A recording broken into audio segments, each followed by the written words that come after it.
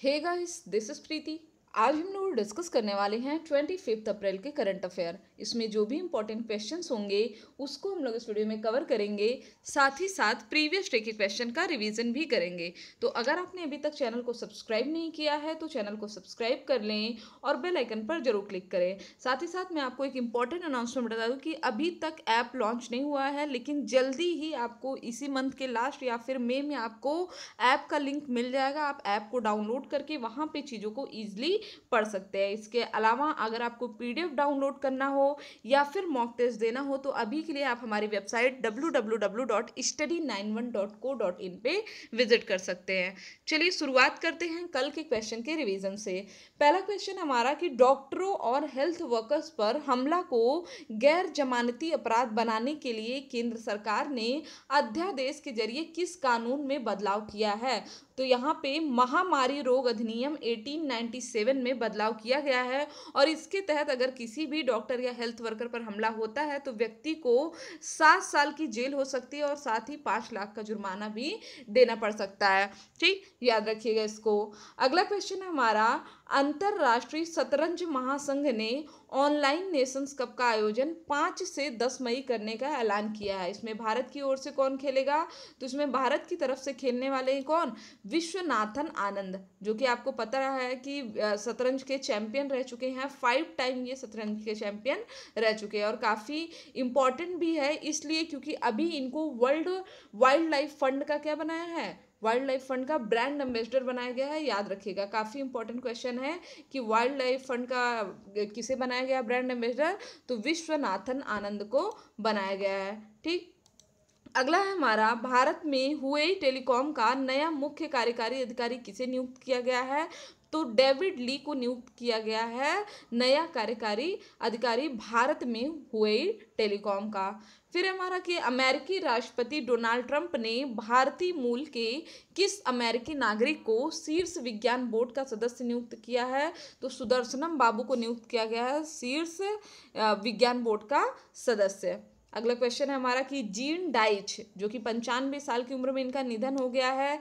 आपने सुना होगा टॉम एंड जेरी के बारे में, टॉम एंड जेरी कार्टून आप सभी ने देखा होगा, तो ये उनसे संबंधित है। उसके निर्देशक थे जीन डाइच और अभी 95 वर्ष की उम्र में इनका निधन हो गया है। निर्देशन से पहले ये क्या करते थे? ये सेना में थे और रिटायर होने के बाद इन्होंने एनिमेशन को अपना करियर बनाया। अगला हमारा कि केंद्र सरकार ने video conferencing app development challenge launch किया है। मैंने कल ही आपको बता दिया था कि जब से लॉकडाउन आया है ऑल ओवर वर्ल्ड में जूम ऐप काफ़ी ज़्यादा फेमस हो चुका है। वहाँ पे क्या है कि 100 लोगों को एक साथ क्या सुविधा दी गई है वीडियो कॉन्फ्रेंसिंग करने की। तो अभी इसमें क्या है कि सिक्योरिटी इशूज़ आ रहे थे, तो कुछ दिन पहले गृह मंत्रालय ने गाइडलाइन जारी किया कि इस ऐप का प्रयोग ना करें अगर कुछ भी आपके ऐसे सीक्रेट्स हों। ठीक, तो अभी यहाँ पे गवर्नमेंट ने बताया है कि आप एक ऐप डेवलप करिए जो कि वीडियो कॉन्फ्रेंसिंग के लिए हो और इसके तहत विजेता को 1 करोड़ रुपए मिलेंगे। अगला हमारा कि किस राज्य सरकार ने सुजलाम सुफलाम जल संचय अभियान को मंजूरी दिया है? अब ये अभियान को मंजूरी दिया है गुजरात सरकार ने। थोड़ा सा हमें इस अभियान के बारे में भी जानना होगा कि ये अभियान आखिर है क्या। तो याद रखिएगा कि मानसून आने से पहले जो भी जल को एकत्र करने वाले स्रोत है उनकी गहराई को बढ़ाना ही क्या है? सुजलाम सुफलाम जल संचय अभियान है। जैसा कि इसके नाम में ही जल संचय दिया हुआ है, मतलब जल का संचय करना। ठीक, तो इस अभियान को चलाया गया और यह इसका तीसरा चरण है। इसको 2018 में शुरू किया गया था जिसमें सफलता मिलने के बाद जो अगला दूसरा चरण था उसमें इसकी जो पॉलिसी थी, इसमें जो फंडिंग थी, इसको 60% बढ़ा दिया गया था। ठीक, अगला क्वेश्चन हमारा कि हाल ही में पुणे म्युनिसिपल कॉरपोरेशन ने किस नाम से एक मोबाइल एप्लीकेशन विकसित किया है? तो संयम नाम से यह मोबाइल एप्लीकेशन विकसित किया गया होम क्वारंटाइन लोगों पर नजर रखने के लिए। ठीक है, अगला क्वेश्चन हमारा कि किस मंत्रालय ने कोविड इंडिया सेवा नाम से एक पोर्टल शुरू किया है? तो ये शुरू किया स्वास्थ्य मंत्रालय ने। अगला क्वेश्चन है कि मुकेश अंबानी की कंपनी जियो प्लेटफॉर्म लिमिटेड में फेसबुक ने कितने प्रतिशत हिस्सेदारी खरीदने की घोषणा किया है? तो 9.99% हिस्सेदारी खरीदने की घोषणा किया है। किसने? फेसबुक ने। ठीक, अब हम लोग बात करेंगे आज के पहले क्वेश्चन की। पहला क्वेश्चन हमारा कि निम्नलिखित में से कौन सा कथन सत्य है? पहला है हमारा कि केंद्रीय रक्षा मंत्री राजनाथ सिंह ने देश की पहली मोबाइल लैब का उद्घाटन किया है। तो बहुत ही अच्छी खबर है कि देश में एक इतनी इनोवेटिव काम किया गया है कि पहले मोबाइल लैब का उद्घाटन कर दिया गया है। तो हमारा पहला तो सही हो गया। दूसरा हमारा कि यह लैब इसरो द्वारा मात्र 15 दिनों में विकसित किया गया है। तो 15 दिनों में विकसित किया गया है ये तो सही है, लेकिन इसरो द्वारा विकसित किया गया है ये गलत है। तो हम यहाँ पे क्या हो जाएगा, हमारा DRDO हो जाएगा और बी हमारा क्या हो जाएगा, गलत हो जाएगा। अब इसे तीसरे में भी देखिए इसरो लिखा है तो मतलब तीसरा भी हमारा गलत है। ठीक, यहाँ पे क्या होगा कि DRDO ने कोविड-19 की स्क्रीनिंग और इस पर रिसर्च करने के लिए यह लैब तैयार किया है। इसके पहले मैं आपको बता दूं, DRDO ने बायो शूट भी बनाया था हेल्थ वर्कर्स के लिए कि जो भी डॉक्टर्स हैं उनको बचाना पहली प्रायोरिटी है। ठीक, इसके अलावा N95 मास्क भी बनाया था जो कि डॉक्टर्स के लिए काफ़ी ज़्यादा सही है। ठीक, तो इसको याद रखिएगा। यहाँ पे राइट आंसर क्या हो जाएगा, केवल एक सही है। ऑप्शन नंबर 1 हमारा केवल ए सही है। अब यहाँ पे मैंने आपको बताया था कि DRDO ने इसे बनाया और इसकी शुरुआत कब की गई है, इसको 23 अप्रैल 2020 को लॉन्च किया गया है और इस ऐप का नाम क्या रखा गया है, mobile virology research and diagnostic. ठीक, इस मोबाइल लैब की खास बात यह है कि इसमें हर रोज 1 से 2 हजार नमूनों की स्क्रीनिंग की क्षमता है। ऐसी लैब तैयार करने में अगर देखा जाए तो 6 महीने का वक्त लगता है, लेकिन कोरोना के खतरे को देखते हुए इस लैब को 15 दिन में ही तैयार कर लिया गया है। तो अपने आप में बहुत ही अच्छी बात है। अगला क्वेश्चन हमारा कि सीमा सड़क संगठन द्वारा रावी नदी पर किस परियोजना के तहत अस्थायी पुल के निर्माण को मंजूरी मिली है। तो बताइए यहाँ पे कि वह कौन सा प्रोजेक्ट है जिसके तहत ये कार्य किया गया है। ठीक है, तो ये किया गया है प्रोजेक्ट चेतक, इसके तहत बनाया गया है एक पुल। और अभी मैंने कुछ दिन पहले आपको बताया था एक पुल के बारे में जिसका नाम है हंगमम दादा और ये अरुणाचल प्रदेश में सुबनसिरी नदी के ऊपर है। ठीक, तो इसको भी बनाया गया है, ये लेटेस्ट का ही न्यूज़ है जिसे लॉकडाउन में ये पुल बनाया गया है, तो इसको याद रखिएगा, इंपॉर्टेंट है। आते हैं टॉपिक पे अपने। तो BRO ने क्या किया है, देश के बाकी हिस्सों से पंजाब के कासोवाल इनक्लेव को जोड़ने के लिए रावी नदी पर 484 मीटर लंबे एक नए अस्थायी पुल का निर्माण किया है। ठीक, इस पुल का निर्माण किया गया है प्रोजेक्ट चेतक के तहत और इसकी लागत कितनी आई है, 17.89 करोड़ रुपए इसकी लागत आई है। ठीक, इस पुल के निर्माण से पहले लगभग 35 वर्ग किलोमीटर का यह क्षेत्र सीमित भार क्षमता के पंटून पुल के माध्यम से जुड़ा था, लेकिन अब क्या है, यह पुल क्या है, मानसून से पहले ध्वस्त हो जाता था और रावी नदी की तेज धाराओं में बह जाता है। तो इससे निजात पाने के लिए इस पुल को बनाया गया है, याद रखिएगा। ठीक, चलिए अगला क्वेश्चन है हमारा कि किस देश में बिल्लियों में कोरोना संक्रमण के मामले सामने आए हैं। तो मैंने आपको बताया कि इस समय अगर हम लोग कोरोना संक्रमण की बात करें तो एज अ डेवलप्ड कंट्री सबसे ज़्यादा खराब हालत किसकी है, अमेरिका की हालत खराब है। और यहाँ पे मैंने आपको बताया था कि जब हमारे यहाँ ये गाइडलाइन जारी की गई थी कि जो चिड़ियाघर है उसमें जो भी जानवर हैं उनको उनके ऊपर भी नज़र रखी जाए, तो वो भी सबसे पहला केस कहाँ पे आया था, अमेरिका में आया था, जहाँ पे एक बाघ कोरोना पॉजिटिव पाया गया और बाद में फिर इंडिया में भी इस चीज़ को लेकर के ध्यान दिया जाने लगा। और अभी यहाँ पे देखा जा रहा है कि बिल्लियों में कोरोना संक्रमण के मामले सामने आए हैं। तो ये कहाँ पे देखा गया है, तो ये भी देखा गया है अमेरिका में, न्यूयॉर्क में देखा गया है। ठीक, न्यूयॉर्क की 2 पालतू बिल्लियों को कोरोना से संक्रमण पाया गया है। यहाँ पे बताया जा रहा है कि ये पालतू बिल्लियाँ थी और इनको सांस लेने में प्रॉब्लम हो रही थी, इस वजह से जब इन्हें दिखाया गया तो ये कोरोना पॉजिटिव पाई गई। इसके अलावा न्यूयॉर्क में ही 4 साल की बाघिन भी कोरोना पॉजिटिव पाई गई है। तो याद रखिएगा, ये सब इम्पॉर्टेंट है। ठीक, और अभी वहाँ पे हालांकि ये चीज़ तो अभी नहीं है कि जानवर से इंसान में संक्रमण फैल रहा है, ह्यूमन टू ह्यूमन ट्रांसमिशन है, इसके अलावा सरफेस टू ह्यूमन है, लेकिन अभी जानवरों से ह्यूमन के ट्रांसमिशन का कोई भी ऐसा प्रमाण नहीं मिला है। ठीक, लेकिन ये है कि जानवरों से जानवर संक्रमित हो सकते हैं।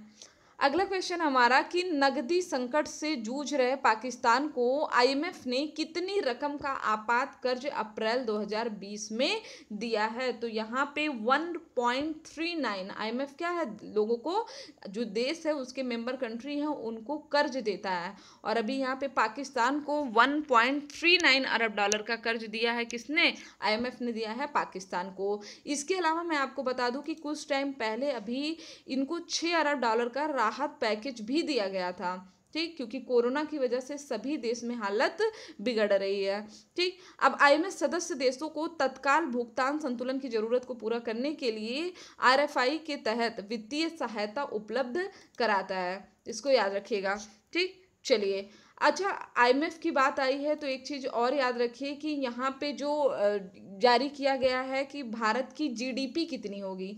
ठीक, तो ये इम्पॉर्टेंट क्वेश्चन है। तो जीडीपी में मैंने आपको बताया था कि एडीबी ने बताया है 4%, वर्ल्ड बैंक ने बताया है 1.5 से लेकर के 2.8%, और इसके अलावा मूडीज ने कितना बताया है, 2.5% बताया है भारत की जीडीपी को। और बताइए आईएमएफ ने कितना बताया है, तो आईएमएफ ने बताया है 1.9%। ठीक, याद रखिएगा, इंपॉर्टेंट क्वेश्चन है। अगला क्वेश्चन है हमारा कि हाल ही में एचआरडी मंत्रालय द्वारा शुरू किए गए कार्यक्रम का क्या नाम है, जो लोगों और संगठनों को ई लर्निंग के लिए संसाधनों का योगदान करने के लिए आमंत्रित करता है। तो ये है विद्यादान 2.0 इस प्रोजेक्ट का नाम है, जिसको शुरुआत किया गया है केंद्रीय मानव संसाधन विकास मंत्रालय ने दीक्षा प्लेटफॉर्म पर इसको लॉन्च किया है। इसका उद्देश्य क्या है, ई लर्निंग सामग्री में योगदान देना और बच्चों को देश में कहीं भी और कभी भी सीखने, जो भी उनकी सीखने की स्किल है, इसको जारी करने में मदद करना। ठीक, तो इसको याद रखिएगा, ये इंपॉर्टेंट क्वेश्चन है। अब इसमें बात ये आती है कि यहाँ पे जो शिक्षाविद होंगे या संगठन होंगे वो ई लर्निंग सामग्री को एक साथ लाएगा, विद्यादान 2.0। ठीक, इसके अलावा योगदानकर्ता वीडियो मूल्यांकन और पाठ योजनाओं और प्रश्न बैंकों के रूप में सामग्री साझा करेंगे। ठीक, याद रखिएगा। अगला है हमारा कि किस खिलाड़ी को विश्व बैडमिंटन महासंघ के आईएम बैडमिंटन जागरूकता अभियान के लिए एम्बेसडर चुना गया है। तो यहाँ पे चुना गया है किसको, पीवी सिंधु को चुना गया है। याद रखिएगा, काफी अभी कुछ दिन पहले चर्चा में आई थी, ये ओलंपिक पदक विजेता हैं पीवी सिंधु। ठीक, तो ये इनको बनाया गया है आईएम बैडमिंटन जागरूकता अभियान का एम्बेसडर। और हाल ही में इनके ऊपर एक किताब भी आई थी, shuttling to the top the story of PV Sindhu, जिसके राइटर कौन थे, वी कृष्णस्वामी थे, और इसको हार्पर कॉलिंस पब्लिशर इंडिया द्वारा प्रकाशित किया गया था। इसमें सिंधु को बताया गया था कि ये भारत की पहली और एकमात्र महिला खिलाड़ी हैं जिन्होंने ओलंपिक में रजत पदक जीता है। इसके अलावा विश्व की 10 सबसे अधिक कमाई करने वाली महिला एथलीट की सूची में शामिल एकमात्र महिला भारतीय हैं। तो इसको भी याद रखिएगा, इंपॉर्टेंट क्वेश्चन है। अब आते हैं इसके बारे में। तो विश्व चैंपियन पीवी सिंधु सहित कुल 8 खिलाड़ियों को विश्व बैडमिंटन महासंघ के आईएम बैडमिंटन जागरूकता अभियान के लिए एम्बेसडर चुना गया है, जिसमें सिंधु के अलावा कनाडा के मिशेल ली, चीन के झेंग सी वेई और हुयांग या कियोंग, इंग्लैंड के जैक शेपर्ड, जर्मनी के वलेस्का नोब्लाच, हांगकांग के चान यू येवेन और जर्मनी के मॉक जेबलर शामिल हैं। इस अभियान में खिलाड़ियों को बैडमिंटन खेल के प्रति अपना लगाव और सम्मान व्यक्त करने का मंच दिया जाता है। ठीक, अब हम लोग जान लेते हैं कि विश्व बैडमिंटन महासंघ की स्थापना कब हुई थी। तो 5 जुलाई 1934 में इसकी स्थापना हुई थी, और इसके अलावा इसका मुख्यालय क्या है, कुआलालंपुर मलेशिया में। अध्यक्ष कौन है, पॉल एरिक हायर लॉर्सन, और सदस्यता 194 मेंबर एसोसिएशन है इसके। अगला क्वेश्चन हमारा कि विश्व पुस्तक तथा कॉपीराइट दिवस कब मनाया जाता है। तो याद रखिएगा 23 अप्रैल को मनाया जाता है विश्व पुस्तक और कॉपीराइट दिवस। किसने इसकी शुरुआत की थी, तो इसकी शुरुआत किया था यूनेस्को ने 1995 में। ठीक, दुनिया भर में वर्ल्ड बुक डे क्यों मनाया जाता है, ताकि किताबों की अहमियत को समझा जा सके।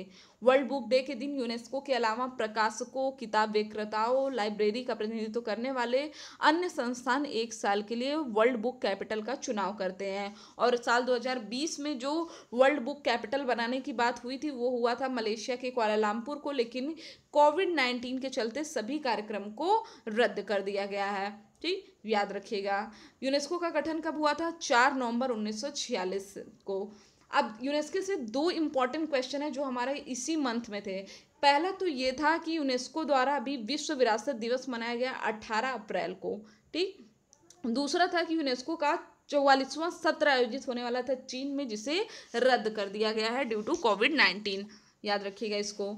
अगला क्वेश्चन है हमारा कि लॉकडाउन के बाद उत्तर भारत में वायु प्रदूषण 20 साल में सबसे निचले स्तर पर पहुंच गया। इसका आकलन किसने किया है, तो इसका आकलन किया है नासा ने। ठीक, राइट आंसर क्या हो जाएगा हमारा? ऑप्शन नंबर 2 हो जाएगा। हालांकि आपको पता है कि जहां हम लोगों ने पिछले साल रिपोर्ट देखी थी सबसे प्रदूषित शहरों में भारत के 14 शहर शामिल थे, वहीं इस साल सिर्फ 2 शहर शामिल हैं। ठीक, तो उसी तरह अगर देखा जाए तो हर जगह पे प्रदूषण में कमी आ रही है। रीज़न ये है कि सभी भी औद्योगिक इकाइयाँ जो हैं बंद है, इसके अलावा ट्रांसपोर्ट भी बंद है। तो ऐसे सभी कारक जिससे पर्यावरण को खतरा होता था वो सभी ज़्यादातर बंद है। ठीक, तो अभी नासा जो जिसका कि फुल फॉर्म है national aeronautics and space administration, इन्होंने घोषणा किया है कि उत्तर प्रदेश में वायु प्रदूषण उत्तर भारत में, ना कि उत्तर प्रदेश में, उत्तर भारत में वायु प्रदूषण 20 वर्ष के सबसे निचले स्तर पे पहुंच गया है। और इस जानकारी के अनुसार एरोसोल जिसे कहा जाता है वायुमंडल में मौजूद धूल के कण, सूक्ष्म कण काफ़ी कम हो गए हैं। अब एरोसोल क्या था? इससे सिर्फ दृश्यता नहीं घटती थी, मतलब अगर हम लोग अंतरिक्ष से फोटो लेते थे तो उसमें ऐसा नहीं था कि सिर्फ विजिबिलिटी घटती थी, बल्कि इस कणों से क्या होता था? फेफड़ों से संबंधित बीमारियां भी होती थी। और अभी आपको पता है कि लॉकडाउन की वजह से भारत क्या ऑल ओवर वर्ल्ड का नेचर खुद को हील कर रहे हैं।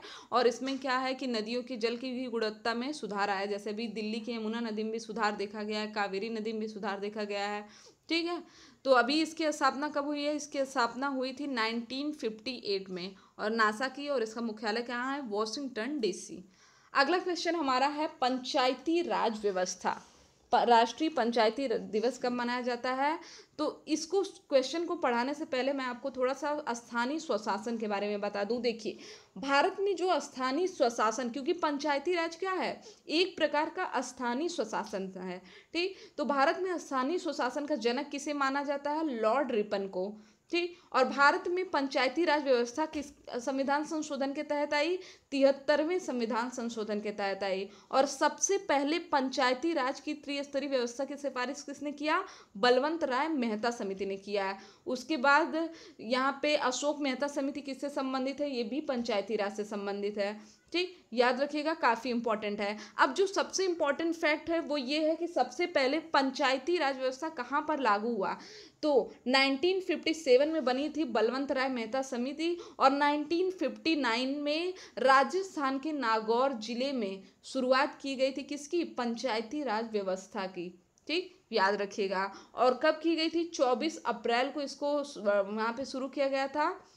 नहीं, 24 अप्रैल को नहीं, 2 अक्टूबर 1959 को राजस्थान में राजस्थान के नागौर जिले में इसकी शुरुआत की गई थी। और 24 अप्रैल को क्या मनाया जाता है? 24 अप्रैल को मनाया जाता है पंचायती राज दिवस।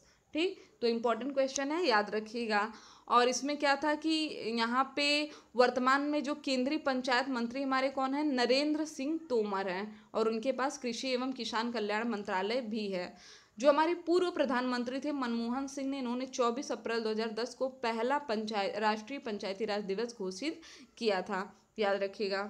अगला क्वेश्चन है हमारा कि इजराइल ने अपने देश के पहले पूर्ण डिजिटल बैंक के निर्माण के लिए किस भारतीय सॉफ्टवेयर कंपनी को चुना है? तो बहुत ही फेमस है TCS company, Tata consultancy services, इसको चुना गया है पूर्ण डिजिटल बैंक के लिए। कहाँ पे? इजराइल में। ठीक, तो इसका इस्तेमाल डिजिटल बैंकिंग ऑपरेशन प्लेटफॉर्म के रूप में किया जाएगा। यह टीसीएस के बैंक्स ग्लोबल बैंकिंग प्लेटफॉर्म से लैस होगा। इस बैंक का नामकरण अभी नहीं हुआ है, लेकिन पिछले 40 वर्षों के दौरान इजराइल में बैंकिंग लाइसेंस पाने वाला यह पहला बैंक है। इसकी शुरुआत कब होगी? 2021 में इसकी शुरुआत होगी। यह कंप्लीटली डिजिटल होगा, इसका कोई भी फिजिकल ब्रांच नहीं होगा, और यह ऑनलाइन ही इजरायली नागरिकों को बैंकिंग की तमाम सुविधाएं देगा। ठीक, याद रखिएगा, इसमें बैंकिंग से रिलेटेड जो भी चीज़ें हैं सभी सम्मिलित रहेंगी।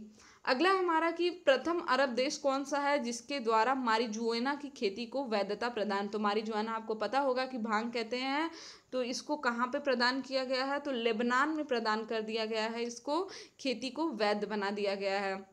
मुख्य उद्देश्य क्या है? देश में निर्यात को बढ़ावा प्रदान करने के लिए इस कदम को उठाया गया है, और साथ ही साथ आर्थिक संकट से निपटने के लिए औद्योगिक और चिकित्सा, क्योंकि अगर हम लोग बात करें भांग का प्रयोग चिकित्सा में भी होता है। ठीक, तो आर्थिक संकट के निपटने के लिए और औद्योगिक और चिकित्सीय उद्देश्य को पूर्ण करने में ये काफ़ी सहयोग करेगा।